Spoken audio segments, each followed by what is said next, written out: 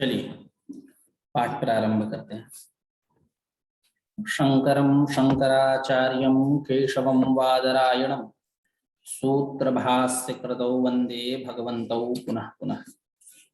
गंगातरंगरमणीय जटाकलापं गौरी निरंतर विभूषितवामभागं नारायण प्रियमनंगमदापहारं वाराणसी पुरपतिं भज विश्वनाथम्। आप सभी प्रतिभागियों का इस उत्कर्ष नामक शास्त्राध्ययन उपक्रम में हार्दिक स्वागत एवं अभिनंदन। जैसा कि पूर्व के भांति पुनः हम सब एक निश्चित समय पर उपस्थित हुए हैं पंचदशी के अध्ययन क्रम में। यह हमारा अध्ययन क्रम कई दिनों से चला आ रहा है, एक अबाध गति से चला आ रहा है, एक पड़ाव पर आकर के रुका हुआ है। यानी हम लोगों ने तत्व विवेक प्रकरणम इसको कल तक पढ़ लिया, यानी कल इसकी समाप्ति हुई। तत्व विवेक प्रकरण जो पंचदशी का पहला प्रकरण है, इसमें 15 प्रकरण है, इसमें पहला प्रकरण तत्व विवेक प्रकरण, उससे हम लोग अवगत हुए। आज द्वितीय जो प्रकरण है पंचभूत विवेक प्रकरण, उससे परिचित होंगे। और यह हमारा अध्ययन क्रम पद दीपिका टीका जो राम कृष्ण के द्वारा विरचित है, संस्कृत टीका है, उसके साथ हमारा यह अध्ययन क्रम चला आ रहा है। यानी हम श्लोक के साथ साथ टीका का भी अध्ययन करते हैं यथाक्रम, और एक सातत्य गमन, मंडूक प्लुति नहीं अपितु सातत्य, कोई भी अंश छूटता नहीं है, एक धारा में हम लोग अध्ययन करते हैं। आज पुनः उसी धारा को प्रवाहित करेंगे। तो मैं संक्षिप्त रूप से बता दूं, आचार्य रामकृष्ण की एक शैली रही है, जैसा कि मैंने पूर्व में भी कहा पहले पाठ में, वो प्रत्येक प्रकरण के प्रारंभ में मंगलाचरण करते हैं। पूर्व के भांति द्वितीय जो प्रकरण है, इस पर भी मंगलाचरण उनके द्वारा किया जा रहा है। नत्वा श्री भारती तीर्थ विद्यारण्य मुनीश्वर पंचभूत विवेकस्य व्याख्यानम क्रियते मया। अत्यंत सरल है, स्पष्ट है, वाचन करने से ही इसका अर्थ स्पष्ट हो जाता है कि श्री भारती तीर्थ और विद्यारण्य मुनि, ये विद्यारण्य मुनि माध्वाचार्य हैं, राजा बुक्क के मंत्री हुआ करते थे। श्रृंगेरी जो पीठ है भगवत पाद शंकराचार्य के द्वारा स्थापित, उसके ये आचार्य रहे हैं विद्यारण्य मुनि माध्वाचार्य। बाद में जब इन्होंने पंचदशी नामक ये जो हम लोग पढ़ रहे हैं, इस ग्रंथ की उन्होंने रचना की, विद्यारण्य मुनि।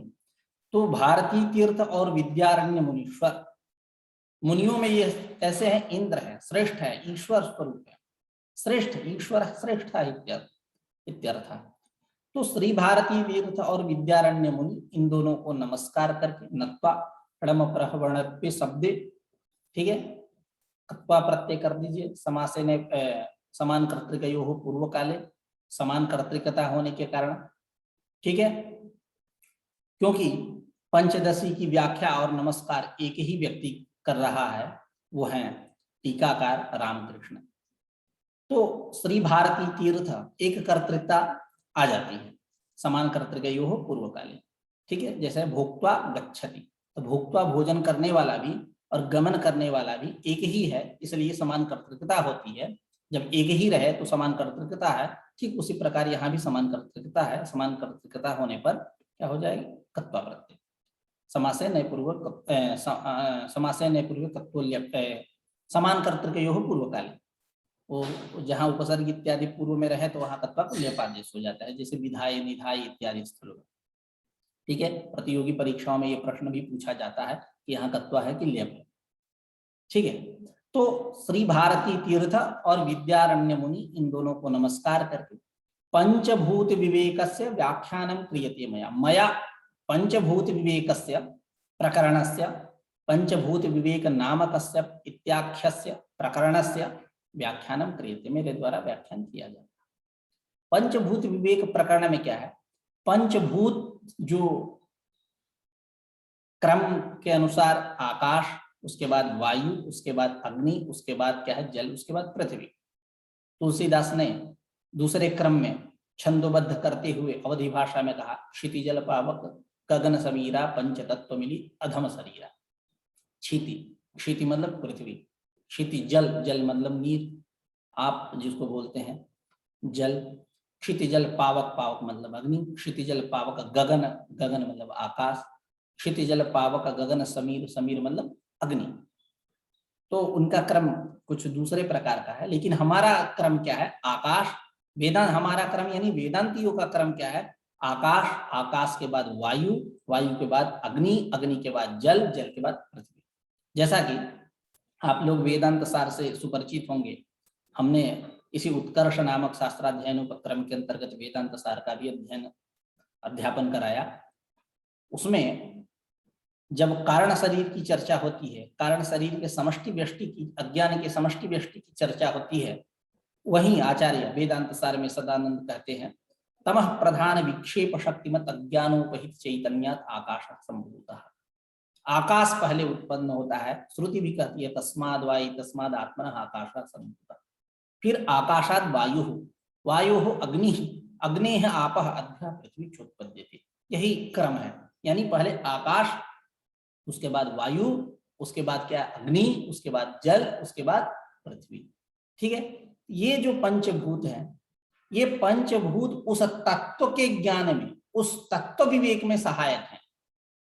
कैसे, क्या प्रकार है, उससे हम सब सुपरिचित होंगे। ठीक है, तो तत्व विवेक पंचभूत विवेकस्य यानी पंचभूत विवेक नामकस्य प्रकरणस्य व्याख्यानं मया क्रियते, मया ग्रंथकारेण टीकाकारेण रामकृष्णेन व्याख्यानं क्रियते, उनके द्वारा व्याख्यान किया जा रहा है। ठीक है, इसकी अवतरणिका से भी परिचित हो जाते हैं। इसके टीकाकार अपने ही श्लोक की व्याख्या किस प्रकार से करते हैं उससे सुपरिचित होते हैं। उसके बाद ग्रंथारंभ करेंगे, द्वितीय प्रकरण का आरंभ करेंगे, सदद्वैतम श्रुतम इत्यादि करके।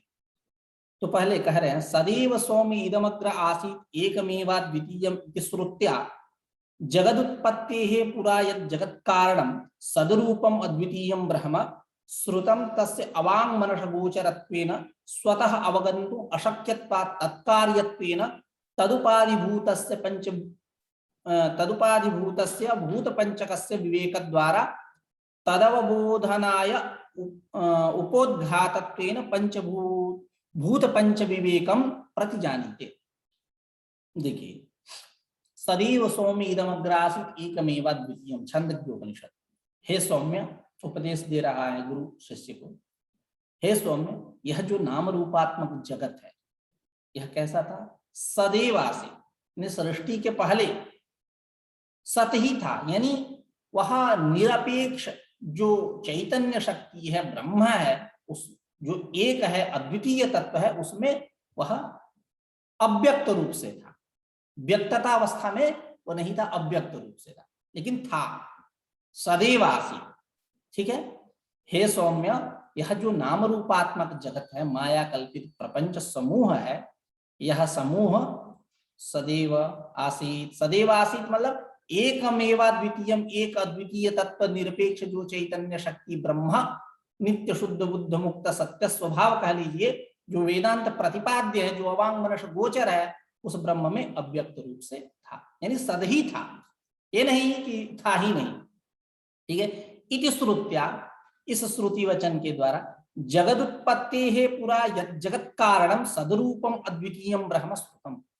इस श्रुति से क्या बात समझ में आई? क्या शिष्य सुना, श्रुति को गुरु से पढ़ा, उसको क्या ज्ञान हुआ?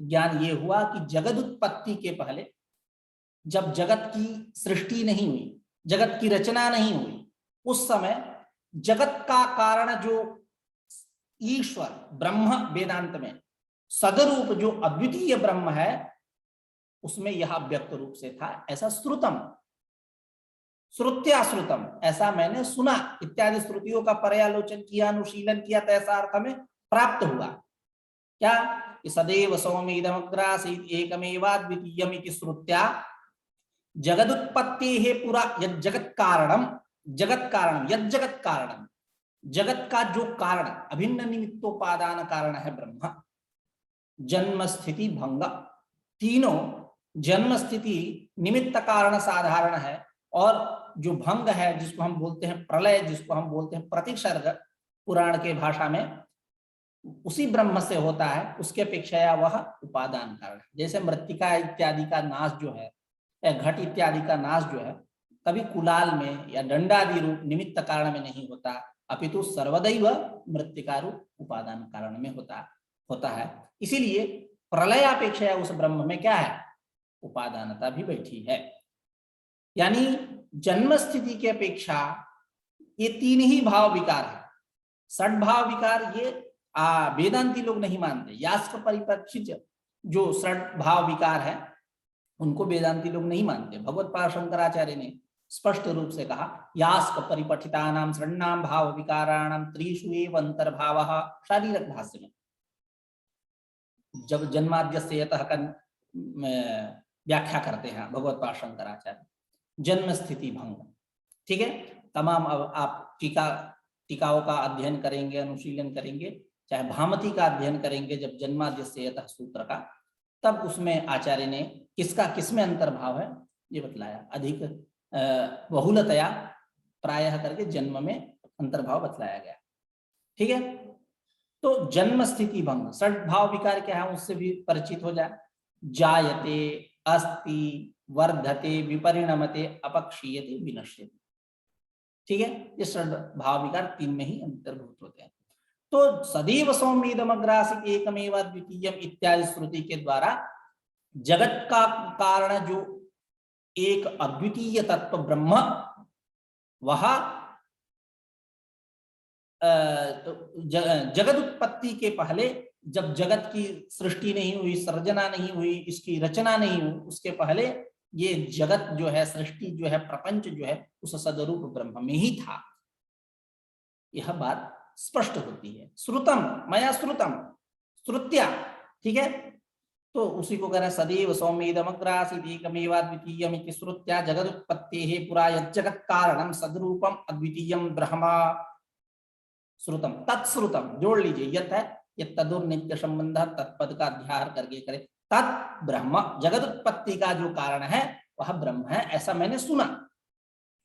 और वह कैसा है, कह रहे तस्य अवांग मनस गोचरत्वेन स्वतः अवगंतुम अशक्यत्वात्। वह क्या है, वाणी और मन से परे है। न वह वाणी का विषय है, न वह मन का विषय है। नाम मतलब न उसको वाणी से जाना जा सकता है आख्यान करके, हम वाणी से उस तत्व को बतला नहीं सकते, न ही हमारा मन वहां पहुंच सकता। मन की भी गति वहां नहीं है। आप केनोपनिषद पढ़े होंगे, हम लोगों ने पिछले साल, संभवतः इसी साल केनोपनिषद पढ़ा, तो वहां स्पष्ट रूप से मनस यन मनसा न मनुति इत्यादि करके चर्चाएं हुई।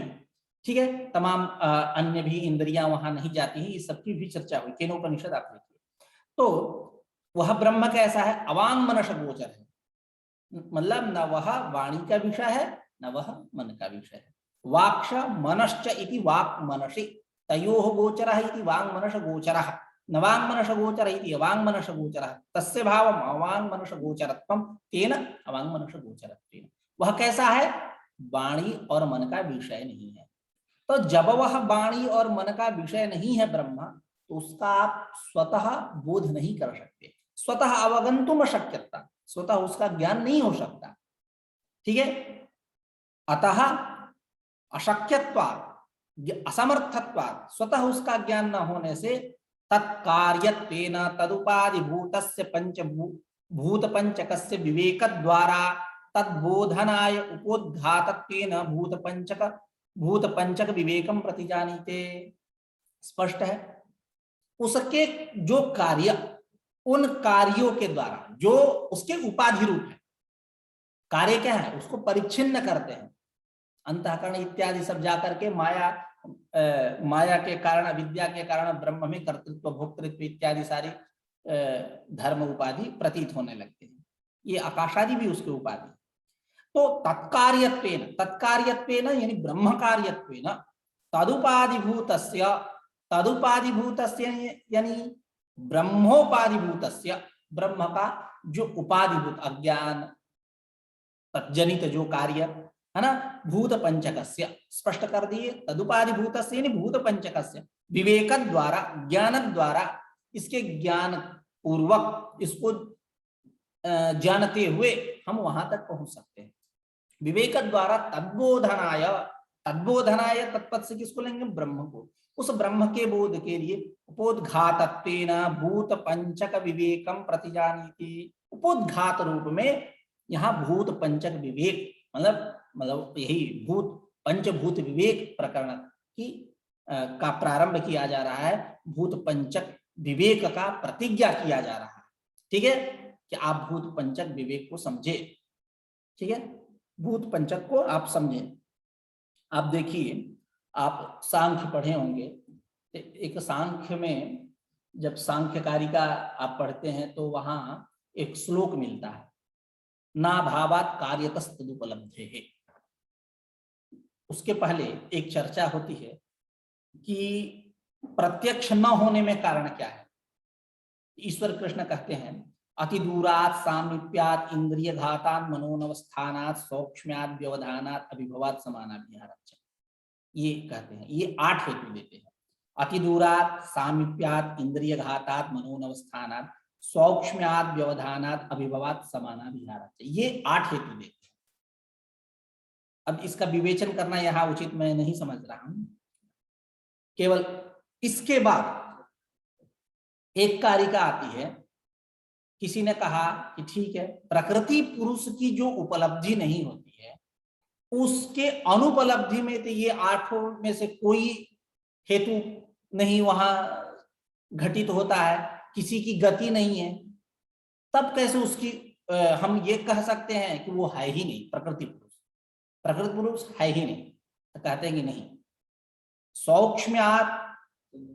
सौक्ष्म्यात् तदनुपलब्धेर नाभावात् कार्यतस्तदुपलब्धेः, सौक्ष्म्यात् तदनुपलब्धेर नाभावात् कार्यतस्तदुपलब्धेः कारण भावाच्च नहीं, सौक्ष्म्यात् तदनुपलब्धेर नाभावात् कार्यतस्तदुपलब्धेः, ऐसा करके है, मतलब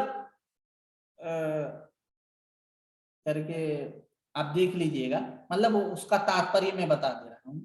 इसका ये है तात्पर्य कि प्रकृति पुरुष अत्यंत सूक्ष्म है, अत्यंत सूक्ष्म होने के कारण उनका दर्शन नहीं होता है, उनका साक्षात्कार नहीं होता है, उनका प्रत्यक्ष नहीं होता। इसका मतलब ये नहीं है कि वो है ही नहीं। कार्यतस्तद उपलब्धि, कार्यों से उनकी उपलब्धि होती है। कार्य क्या है, व्यक्तादि पदार्थ। प्रकृतिर्महास्ततो अहंकार तस्माद् गणश्च षोडश का, तस्मादपि षोडशात् पंचभ्यः पंचभूतानि, ये सब उसके क्या है, कार्य। कार्यों के द्वारा उसकी उपलब्धि होती है। तो उसी पैटर्न को यहां मानिए, तो उसका विवेक कैसे होगा, तदुपाधिभूतस्य भूत पंचकस्य विवेक द्वारा तद्बोधनाय, तद्बोधनाय ब्रह्मबोधनाय उपोद्घातत्वेन भूत पंचक विवेकम प्रतिजानीते, भूत पंचक विवेक का प्रतिज्ञा कर रहे हैं। बात समझ में आई? परंपरा मतलब एक समानता आपको बतलाइए कि तदुपाधि, जैसे कार्यतस्तदुपलब्ध है, ठीक उसी प्रकार तदुपाधि भूतस्य है ना, कि तस्य अवांगमनस गोचरत्वेन स्वतः अवगंतुम अशक्यत्वात् तस्मात् तत्कार्यत्वेन तदुपाधि भूतस्य भूत पंचकस्य विवेक द्वारा तद्बोधनाय उपोद्घातत्वेन भूत पंचक विवेकम प्रतिजानीते, तत्कार्यत्वेन, उसका ही कार्य है ये आकाश आदि। ठीक है, स्पष्ट है। तो ये जो आचार्य रामकृष्ण के द्वारा विरचित टीका है उसकी चर्चा हुई प्रथम, उनके द्वारा किया गया जो मंगलाचरण है उसके ऊपर। अब ग्रंथारंभ हो रहा है, द्वितीय प्रकरण का आरंभ हो रहा है। क्या, सदद्वैतम श्रुतम यत्तत् पंचभूत विवेकतः बोद्धुम शक्यम ततो भूत पंचकम प्रविविच्यते। सदद्वैतम, देखिए, सत अद्वैतम श्रुतम यत्तत् पंचभूत विवेकतः, पंचभूत विवेकतः सत अद्वैतम श्रुतम मया श्रुतम, पंचभूतों के ज्ञान हो जाने पर या इनके विवेक द्वारा, इनके ज्ञान द्वारा सत अद्वैत ब्रह्म का साक्षात्कार होता है, ऐसा मैंने सुना। ठीक है, श्रुतम ज्ञातम, श्रावण प्रत्यक्ष। ठीक है, यत्तदूर नित्य संबंध यत्तत् कर दीजिए कि पंचभूत विवेकतः यत् सत अद्वैतम सद अद्वैतम तत् मया श्रुतम, उसको मैंने सुना। क्योंकि अभी ऊपर एक अवतरणिका बना है कि विवेक द्वारा, पंचभूत विवेक द्वारा उसका ज्ञान होगा, तद्बोधनाय, उसका बोध होगा, उसके बोध के लिए उपोद्घात इत्यादि प्रतिज्ञा, प्रारंभ उपोद्घातत्वेन भूत पंच विवेकम प्रतिजानीते।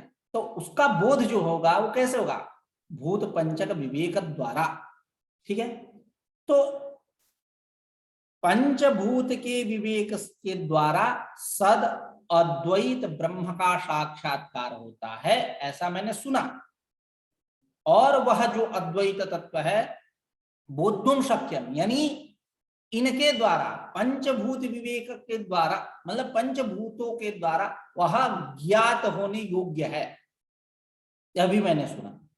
ठीक है, बोद्धुम शक्यम है ना, ततः भूत पंचकम प्रविविच्यते। इसलिए हमारा कर्तव्य है कि पहले हम भूतों का निर्वचन कर दे, भूतों का विवेचन कर दे, इनका विवेक कर दे, समझा दे कि भूत पंचक हैं क्या, पांच भूत हैं क्या, इनके गुण क्या है, इनका स्वभाव क्या है, इनका कार्य क्या है।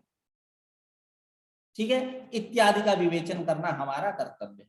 उसी को इस कारिका में कहा गया। सदद्वैतम श्रुतम यत्तत् पंचभूत विवेकतः बोद्धुम शक्यम ततो भूत पंचकम प्रविविच्यते। इसकी कोई टीका नहीं है क्योंकि अत्यंत स्पष्ट है। तो आचार्य रामकृष्ण ने कुछ नहीं कहा, केवल कह दिया सदद्वैतम इति, वह सत अद्वैत ब्रह्म जो है पंचभूत विवेकों के द्वारा, पंचभूतों के द्वारा, उनके विवेक द्वारा वह ज्ञात होने योग्य है। इसलिए इस पंचभूत का विवेक अत्यंत आवश्यक है। अब कह रहे हैं तत्र तावत् आकाशादीनां पंचानां भूतानां गुणतो भेद ज्ञापनाय गुणान आह, तद्गुणान आह। तद्गुणान आह मतलब भूत गुणान आह, आकाशादि गुणान आह, आकाशादि के गुणों का कि किसमें कौन सा तत्व है, किसमें कौन सा गुण है। आप जब वेदांत सार पढ़ते हैं तो वहां जब स्थूल शरीर की चर्चा होती है ना, तो स्थूल शरीर की पंचीकरण की जहाँ चर्चा होती है, तद्विधा विधाय चैकैकम चतुर्धा प्रथमम पुनः स्वस्वैत द्वितीयांश योजना पंच पंचते। इसको कहने के बाद, इसकी व्याख्या करने के बाद आगे आचार्य कहते हैं कि अस्य अप्रामाण्यम नासंकनीयम तर्वितकरण श्रुते है पंचीकरणस्यापि उपलक्षणत्वात्। फिर आगे कहते हैं पंचानां पंचात्मकत्वे समानेपि वैशेष्यात् तद्वादः तद्वादः इति न्यायेन आकाशादि विपदेश। वही कहते हैं तदानीं आकाशे शब्दोऽभिव्यज्यते, वायौ शब्दस्पर्शौ, अग्नौ शब्दस्पर्श रूपाणि, अप्सु शब्दस्पर्श रूपरसाः, पृथिव्यां शब्दस्पर्श रूपरस गंधा, पृथिव्यां शब्दस्पर्श रूपरस गंधा। ठीक है, ये वही चर्चा, उसी की मान लीजिए कि यहाँ चर्चा है, तो वही क्रम, वही पैटर्न, ये वो बात जो है इसी से ली गई। जैसा कि अभी एक प्रतियोगी परीक्षा हुई थी तो उसमें एक प्रश्न पूछा गया था कि वेदांत सार जो है किस ग्रंथ से ज्यादा प्रभावित है। ठीक है, इसका उपजीव्य क्या है, ऐसा करके इसका उपजीव्य क्या है। जैसे लोग नहीं कहते कि रघुवंश का उपजीव्य क्या है, तो उत्तर मिलता है रामायण। शाकुंतलम का क्या है, महाभारत, भीष्म पर्व इत्यादि बोलते हैं। उसी प्रकार का ही प्रश्न था ये कि इसका उपजीव्य क्या है, तो उसका सही उत्तर था मुंडकोपनिषद। ठीक है, हाँ नहीं, मांडुक्योपनिषद, ऐसा मांडुक्य थोड़ा सा वो आप लेकर के हो जाता है, मांडुक्योपनिषद। लेकिन हमारा जहां तक मत है, उसमें और सारे ऑप्शन भी थे, लेकिन हमारा जहां तक मत है जितना पंचदशी से प्रभावित है वेदांत सार, उतना नहीं।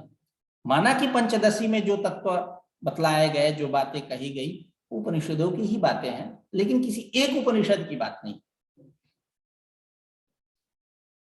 सबका यहाँ समाहार मिलेगा। इससे विशेष रूप से प्रभावित इनका जो क्रम, जैसा कि हम लोगों ने तत्व विवेक प्रकरण को पढ़ा, कारण शरीर, सूक्ष्म शरीर, स्थूल शरीर, सारी चर्चाएं वेदांत सार में आचार्य सदानंद ने स्पष्ट किया है, ठीक उसी क्रम से, ठीक एकदम सेम टू सेम उसी क्रम से। इसलिए हमारा जहां तक विचार है कि वो वेदांत सार जो है यह पंचदशी ग्रंथ से ज्यादा प्रभावित है, उसका उपजीवी ये हो सकता है। खैर चलिए आगे, तो कह रहे हैं तत्र तावत् आकाशादीनां पंचानां भूतानां गुणतः भेद ज्ञापनाय तद्गुणान आह। कह रहे हैं आकाशादीनां पंचानां भूतानां, आकाशादि जो 5 भूत है, गुणतः भेद ज्ञापन है। ये कैसे है? परस्पर भिन्न भिन्न है। हेतु क्या है? गुण। इनके भिन्न भिन्न गुण होने के कारण ये परस्पर क्या है? भिन्न भिन्न है। तो गुणतः भेद ज्ञापन है, गुण रूप प्रयोजक के द्वारा भेद ज्ञान के लिए हम पहले गुणान आह, गुणों का विवेचन कर रहे हैं, गुणों को बतला रहे हैं। ठीक है, क्या कारिका क्या है? शब्द स्पर्शौ रूपरसौ गंधो भूत गुणा इमे एक द्वित्री चतुः पंच गुणा व्योमादिषु क्रमात्। शब्द स्पर्शौ रूपरसौ गंधः भूत गुणा इमे, ये 5 भूतों के गुण है। इमे गुणा, कौन? शब्द स्पर्श, क्रम भी वही है, आकाश वायु वाला, आकाश वायु अग्नि जल पृथ्वी वही। शब्द स्पर्श रूप रस और गंध, ये भूतों के गुण हैं। और ये कहाँ किस प्रकार से रहते हैं? तो कह रहे हैं एक द्वित्री चतुः पंच गुणा व्योमादिषु क्रमात्, व्योमादिषु आकाशादिषु क्रमशः 1 2 3 4 5 करके रहते हैं।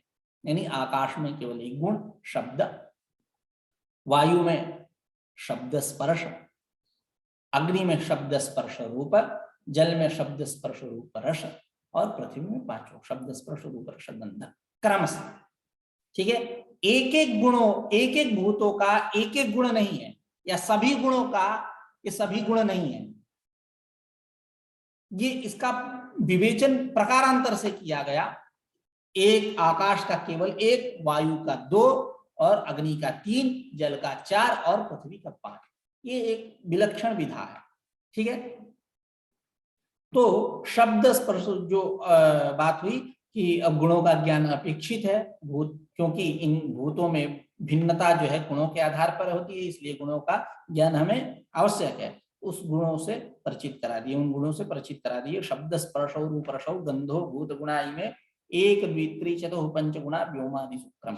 अब आचार्य रामकृष्ण के शब्दावली में समझते हैं। शब्देति प्रतीक लिए, ननु एते गुणाः किम सर्वेषां उत एकैकस्य एकैक गुणः इति विमर्शयन् नौभयथापि किंतु प्रकारांतरम् अस्ति इति अभिप्रायेण आह एकेति।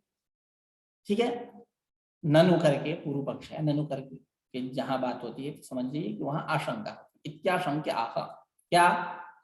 एते गुणाः शब्दादयः किम सर्वेषां भूतानां उत एकैकस्य एकैक गुणः, कि एक एक भूत का एक एक गुण है, इति विमर्शयन्, ऐसा विमर्श करते हुए, नौभयथापि, ऐसा पर्यालोचन अनुशीलन करते हुए, नौभयथापि, ये दोनों गति यहां नहीं, उभय गतिरिह नास्ति।